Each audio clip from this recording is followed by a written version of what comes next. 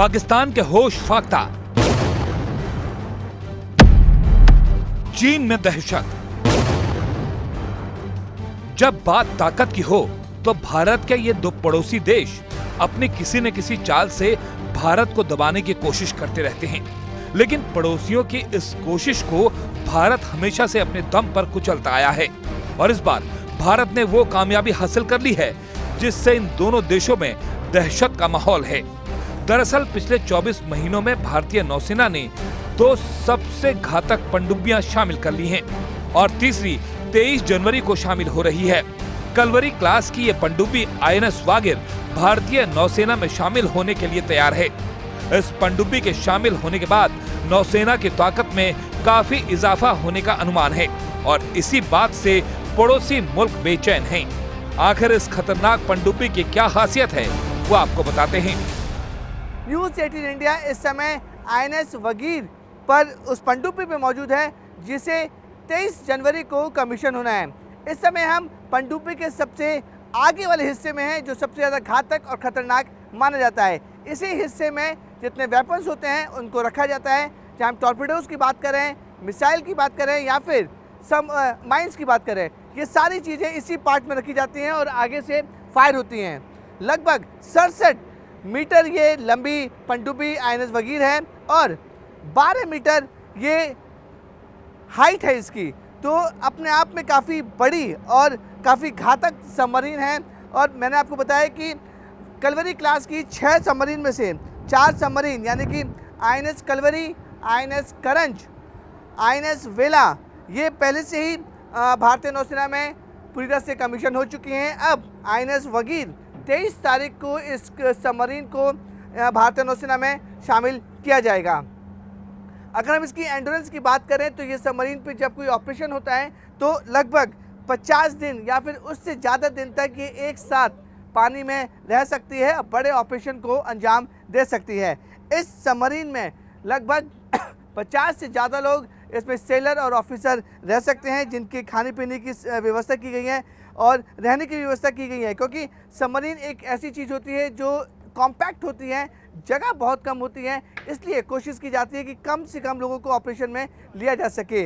अगर हम इसकी स्पीड की बात करें तो अगर ये सरफेस के ऊपर यानी कि पानी की सतह के ऊपर रहेगी जिस समय अभी ये सबमरीन है, उस समय इसकी स्पीड तकरीबन 11 नॉटिकल माइल यानी कि लगभग 20 किलोमीटर प्रति घंटे से चलेगी। लेकिन अगर यही सबमरीन डाइव होकर पानी के अंदर जाएगी तो इसकी स्पीड दुगनी हो जाएगी और लगभग 40 किलोमीटर प्रति घंटे से ये की रफ्तार से ये सबमरीन पानी के अंदर चल सकती है। और साथ ही साथ इसमें काफ़ी हाईटेक वेपन्स का इस्तेमाल किया गया है। हाईटेक वेपन्स के साथ साथ जो सबसे इम्पॉर्टेंट सोनार सिस्टम और रडार सिस्टम है वो लगाए गए हैं। इस सबमरीन की बात करें तो इसमें जो रडार सिस्टम जब ये पानी की सतह से ऊपर होगा तो लगभग 200 किलोमीटर की रेंज में वो पता लगा सकती है कि दूसरे दुश्मन की जहाज़ या फिर दूसरे दुश्मन की सबमरीन है या नहीं।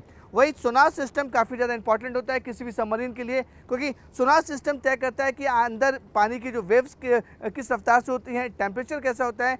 तो इसमें बताया जा रहा है कि अब तक के सबसे हाईटेक सोनार सिस्टम को लगाया गया है।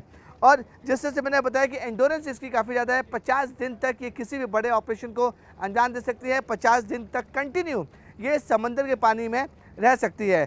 साथ ही साथ इसमें एक और ख़ास बात यह है कि जो कैप्टन्स और जो सेलर हैं उनको बाकायदा पूरी ट्रेनिंग दी गई है कि किस तरीके से सबमरीन में रहते हैं और किस तरीके से बड़े ऑपरेशन को अंजाम दिया जाता है। इस पनडुब्बी के सेना में शामिल होने से एक तरफ देश की सुरक्षा और चाक चौबंद होने वाली है तो दूसरी तरफ सेना के जवान भी खासे उत्साहित हैं। इस पनडुब्बी की खासियत बताने के लिए हमने बात की पनडुब्बी के कैप्टन से। इस सबमरीन के बारे में डिटेल से बातचीत करने के लिए हमारे साथ वागिर के कैप्टन दिवाकर सर हैं, उनसे बात करते हैं। सर, कलवरी क्लास की सबमरीन है, जो पहले की जो 4 सबमरीन थे और ये जो INS वागिर सबमरीन में क्या डिफरेंसेस है? क्या ये बिल्कुल सेम कलवरी क्लास की सबमरीन है? कलवरी क्लासेस जनरली एक क्लास ऑफ सबमरीन जनरली उसमें सिमिलैरिटीज़ रहती है, तो ये मेजरली कलवरी क्लास सबमरीन्स अगर आप स्पेसिफिकेशन देखेंगे तो ऑलमोस्ट सेम है। थोड़ा इंडिजिनाइजेशन कंटेंट्स बढ़े हैं क्योंकि आत्मनिर्भरता के तरफ से एक कुछ हम आगे बढ़ रहे हैं, तो उसके हिसाब से इंडिजिनाइजेशन कंटेंट बढ़े। अदरवाइज जनरली मोर और लेस बड़े फीचर्स जो है वो सेम है। चलिए स्टील फीचर की बात करें जो आप हमसे डिस्कस कर सकते हैं और लेमैन जानना चाहते हैं, कोई सबमरीन के बारे में लोग काफ़ी ज़्यादा जानना चाहते हैं कि कैसी होती है, वेपन्स कौन से होते हैं और क्या क्या इसमें टेक्निक यूज़ होती है। अगर आप स्टेल्थ फीचर्स की बात करेंगे, submarines are generally known for the stealth. तो इसमें हम अकूस्टिक स्टेल्थ और मैग्नेटिक स्टेल्थ इनकी बात करते हैं हम। तो ये लेटेस्ट स्टेल्थ फीचर्स के साथ बने हुए सबमरीन्स हैं। और अगर आप वेपन्स के बारे में बात करेंगे तो हम टॉर्पिडोज, मिसाइल्स और माइंस जो मिशन का रिक्वायरमेंट है, जो डिप्लॉयमेंट का रिक्वायरमेंट है, उसके हिसाब से हम कैरी कर सकते हैं। सर एंडोरेंस के बारे में डिटेल बताना चाहेंगे कि कितने दिन तक ये रह सकते हैं, कितने जो सेलर्स हैं, जो ऑफिसर्स हैं वो एकोमोडेट हो सकते हैं और इसकी स्पीड क्या रहेगी, इसके बारे में डिटेल सर। जो एंड्योरेंस जैसे वो एक्चुअली मिशन का रिक्वायरमेंट के हिसाब से है, तो ये कुछ दिनों से लेके कुछ महीनों तक जो मिशन रिक्वायरमेंट है वो पूरे कर सकते हैं। और अगर आप क्रू की बात करेंगे तो अगेन मिशन डिपेंडेंट है, तो मिशन रिक्वायरमेंट के हिसाब से हम क्रू कैरी करते हैं इसमें। सर जनरली देखा जाता है जो फ्रिगेट होते हैं, डिस्ट्रॉयर होते हैं, जो वॉरशिप होता है वो और सबमरीन जो होते हैं बिल्कुल डिफरेंस होते हैं। उसमें क्या क्या चैलेंजेस होते हैं सेलर्स के लिए, ऑफिसर्स के लिए सबमरीन में?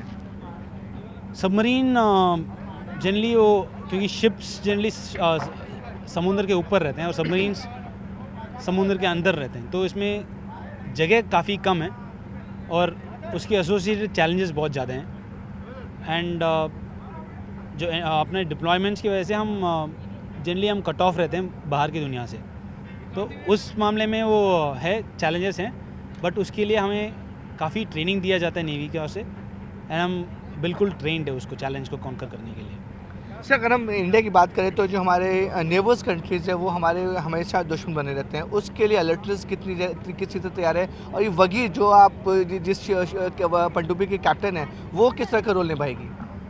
जैसे अपने देश, जैसे इंडियन गवर्नमेंट और इंडियन नेवी ने बोला है combat ready and mission capable रहना है, वैसे ये combat ready and mission capable submarine है ये, और उस डायरेक्शन में ये बहुत बड़ा स्टेप है because we are already combat ready and mission capable. INS Vagir को साइलेंट किलर कहें तो गलत नहीं होगा, क्योंकि ये सबमरीन बेहद खामोशी से अपने मिशन को अंजाम देती है। साथ ही यह स्टील्थ टेक्नोलॉजी से लैस है, जिसकी वजह से यह आसानी से रडार की पकड़ में भी नहीं आती। और 23 जनवरी को इस पनडुब्बी को नौसेना में शामिल कर दिया जाएगा। नौसेना प्रमुख एडमिरल आर हरिकुमार मुंबई में नौसेना डॉकयार्ड में आईएनएस वागीर की कमीशनिंग समारोह के मुख्य अतिथि होंगे।